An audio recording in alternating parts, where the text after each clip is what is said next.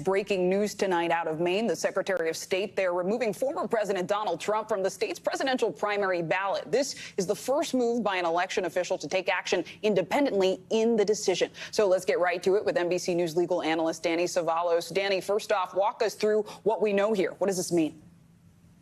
This is breaking right now, but what we know is that Maine Secretary of State has made a decision to keep Donald Trump off the ballot over opposition, of course, from Trump's team, which briefed the issue and argued that under Maine law, the secretary didn't even have the power to exclude Donald Trump from the ballot. So expect legal challenges to the extent the Trump team can challenge this decision. But of course, all it highlights also is the vastly different procedures that each of these states are arriving at in applying their own state's law. These are totally different procedural issues, whether it be in Michigan, Maine, Colorado, wherever.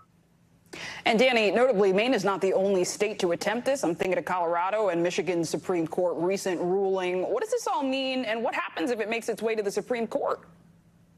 It's almost certain to make its way to the Supreme Court. In theory, the court could decline to hear the cases.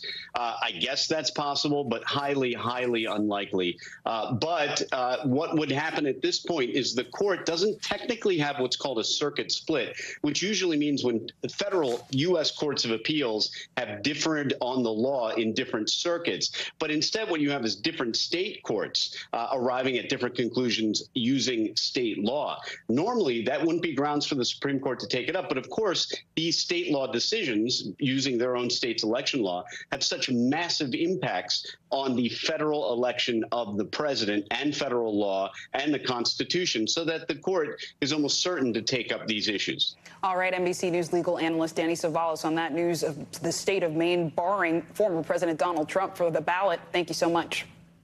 Thanks for watching. Stay updated about breaking news and top stories on the NBC News app or follow us on social media.